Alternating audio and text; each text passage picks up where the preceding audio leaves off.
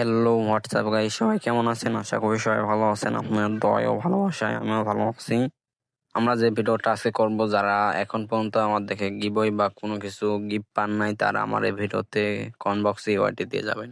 এখন কিছু মানুষ কমেন্ট বক্সে এসে বলবে, ভাই আপনার তো আইডিতে ডায়মন্ড নাই। আসলে আমার এটা আইডি না, আমার আর একখান আইডি আছে। আইডি আমি দেখাচ্ছি, আইডি দিয়ে আমি ভিডিও বানাই। মেন আইডিটা আমি ভিডিও বানাই না, আইডি দিয়া।